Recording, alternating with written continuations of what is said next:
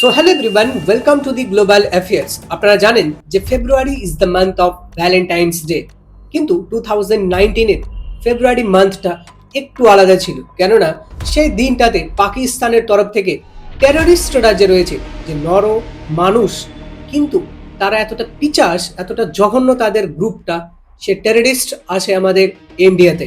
এবং ইন্ডিয়াতে সেই দিনটাতে ইন্ডিয়ান যে সিআরপিএফ জওয়ান রয়েছে, ওনারা রেডি হয় এক জায়গা থেকে আরেক জায়গায় যাওয়ার জন্য, এবং সেই পাকিস্তান টেররিস্টরা অ্যাটাক করে আমাদের সিআরপিএফ জওয়ানসের উপরে, যার ফলে আমাদের অনেক জওয়ান শহীদ হয়ে যায়। এবং এই পুরো দেশে যখন নিউজটা পৌঁছায়, পুরো দেশবাসী দুঃখে পড়ে যায় এবং শোকে পড়ে যায় যে একজন টেররিস্ট গ্রুপ এসে আমাদের দেশের জওয়ানসদের হত্যা করেছে।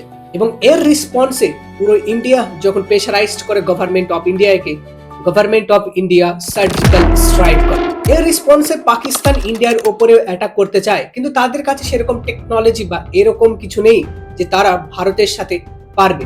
যার জন্য তারা কি করে, ইন্ডিয়ান যে ডিপ্লোম্যাটস রয়েছে পাকিস্তানে, আমি সমস্ত ডিটেলস বলবো আপনাদের ধীরে ধীরে, জাস্ট একটু পেশেন্স নিয়ে শুনুন। যে সমস্ত ইন্ডিয়ান ডিপ্লোম্যাটস রয়েছে পাকিস্তানে, তাদের উপরে অত্যাচার শুরু করে, তাদেরকে খাবার দেওয়ার থেকে শুরু করে তাদের জল হোক, গ্যাস লাইন হোক, এগুলো সমস্ত কিছু কাট আউট করে দেয়। এবং রিসেন্টলি সেই পাকিস্তানেরই টেররিস্ট গ্রুপ যে টিআরএফ রয়েছে, দ্য রেসিস্ট্যান্ট ফ্রন্ট, সে ইন্ডিয়াতে এসে অ্যাটাক করে পেহেলগামে। क्या बोलते भेलपुरी खा रही थी, मेरा पति साइड में था, एक इंसान है उसने उसको गोली मार दी। मैं बहुत स्पष्ट शब्दों में कहना चाहता हूं, जिन्होंने ये हमला किया है, उन आतंकियों को, এবং যার রেসপন্সে ইন্ডিয়ান গভর্নমেন্ট অপারেশন সিন্দুর লঞ্চ করে।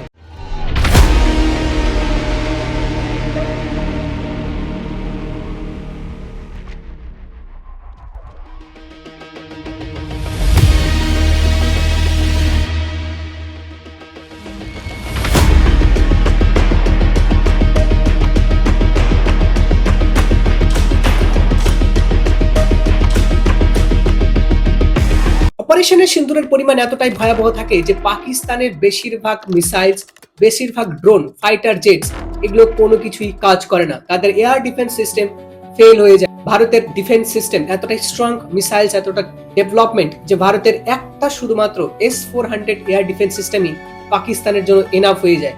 যখন পাকিস্তান দেখে কোনোভাবেই ভারতের সাথে পারছে না, তখন সে আবার একই রকম ষড়যন্ত্র স্টার্ট করে। পাকিস্তান কি করছে, রিসেন্টলি আপনি যদি নিউজ আর্টিকেলস গুলো দেখেন তাহলে দেখবেন ইন্ডিয়ার যে ডিপ্লোম্যাটস রয়েছে, ডিপ্লোম্যাটিক অফিসার রয়েছেন পাকিস্তানে, তাদের উপরে অত্যাচার শুরু করছে, ওনাদেরকে হ্যারাসমেন্ট করছে।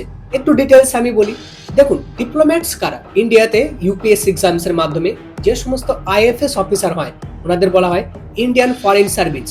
ওনারাই পরবর্তীকালে গিয়ে এই চাকরিগুলো যখন পান, এনারাই কি করেন, প্রত্যেকটা দেশে ডিপ্লোম্যাটস হন, যেটাকে বলা হয় রাজদূত।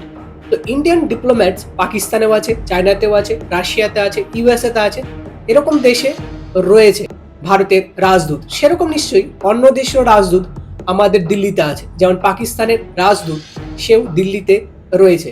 অপারেশন সিন্দুরের রেসপন্সে পাকিস্তান কি করছে, ইন্ডিয়ান ডিপ্লোম্যাটসদের যে গ্যাস পাইপলাইন রয়েছে সেটা কাট করে দিয়েছে। আপনি যদি রিপোর্ট দেখেন তাহলে দেখবেন সুই নর্দার্ন গ্যাস পাইপলাইন লিমিটেড কাট করে দিয়েছে, যাতে সেই গ্যাসটা ইন্ডিয়ান অ্যাম্বাসেডার্স রয়েছেন, ইন্ডিয়ান ডিপ্লোম্যাটস যে রয়েছেন, ওনাদের কাছে না পৌঁছান। এবং হাই কমিশনের বাইরে যে সমস্ত শপকিপার্স বা যে সমস্ত দোকানগুলো রয়েছেন, ওনাদেরকে বলে দিয়েছে যাতে ডিপ্লোম্যাটসদের খাবার, মেডিসিনস এগুলো না দেওয়া হয়। এবং ইসলামাবাদ থেকে যে সমস্ত নিউজ আর্টিকেলস বা নিউজ পেপারও সাপ্লাই হতো হাই কমিশনে, সেগুলো অফ করে দিয়েছে।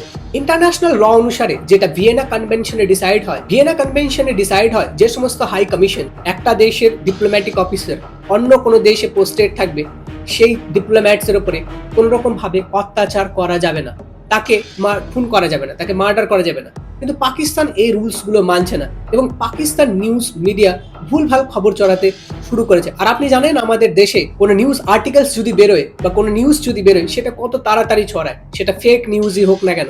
কিছুদিন আগে আপনারা দেখেছেন একটা নিউজ ভাইরাল হচ্ছিল যে ফেসবুকে কপি পেস্ট না করলে আপনার প্রাইভেসি নষ্ট হয়ে যাবে, সবাই শেয়ার করতে শুরু করে দিয়েছে। এ থেকে বোঝা যায় যে আমাদের দেশের কিছু কিছু লোক আছে যেনারা কোনো নিউজ ফ্যাক্টস চেক না করেই যে কোনো কিছু হোয়াটসঅ্যাপ বা ফেসবুকে আসলো, ওটা একদম খাবারের মতো খেয়ে ডাইরেক্ট হজম করে দেওয়া। আচ্ছা, এর রেসপন্স গভর্নমেন্ট অফ ইন্ডিয়া কিছু বলেছে? দেখুন, গভর্নমেন্ট অফ ইন্ডিয়ার external affairs minister doctor S Jaishankar উনি এখনো ওপেনলি কিছু বলেননি, কিন্তু পাকিস্তানকে এর জবাব দিতে ইন্ডিয়ার 2 মিনিট টাইম লাগবে। রিসেন্টলি পাকিস্তানের যে আর্মি চিফ মানে ফিল্ড মার্শাল রয়েছেন আসিম মুনির, উনি মুকেশ আম্বানিকে থ্রেট দিয়েছেন। To do with our neighboring nation Pakistan. Along with a nuclear threat, the Pakistani Army Chief and the Field Marshal Asim Munir has gone on to threaten Reliance chairperson Mr. Mukesh Ambani. মানে imagine, Mukesh Ambani ওনার ওয়াইফকে 2000 কোটি টাকা gift দেয়, যেটা পাকিস্তানের total GDP হয়। পাকিস্তান এই সমস্ত জিনিস করতে থাকে শুধুমাত্র নিজের দেশের সিটিজেন্সদের, জনগণ রয়েছেন তাদেরকে উস্কে রাখতে। ইন্ডাস ওয়াটার ট্রিটি ক্যান্সেল হয়ে গেছে, জল তাদের ওখানে পৌঁছাচ্ছে না, তাদের ওখানে এগ্রিকালচার ফুডস এগুলো কিছুই নেই ঠিকঠাক ভাবে, তাদের কাছে খাবার পৌঁছাচ্ছে না, তাদের কাছে ইলেকট্রিসিটি ঠিক করে নেই, তাদের কাছে ফরেন এক্সচেঞ্জ রিজার্ভ শুধুমাত্র $15 বিলিয়ন রয়েছে, যেখানে ইন্ডিয়ার কাছে $750 বিলিয়ন। তো যে কোনো দিক থেকে ভারত পাকিস্তানের থেকে অনেক ডেভেলপড পজিশনে রয়েছে। তো আপনার কি মনে হয় যে ইন্ডিয়ান ডিপ্লোম্যাটসের সাথে যেগুলো হচ্ছে এটা কি ঠিক? আপনার কি ওপিনিয়ন আপনি অবশ্যই কমেন্ট সেকশনে জানাবেন। এই ভিডিওসগুলো যদি আপনার ভালো লাগে তাহলে চ্যানেলটা সাবস্ক্রাইব করে দেবেন। আপনি ফেসবুকে দেখলে লাইক করে পেজটা ফলো করে দেবেন। Thank you so much to all of you.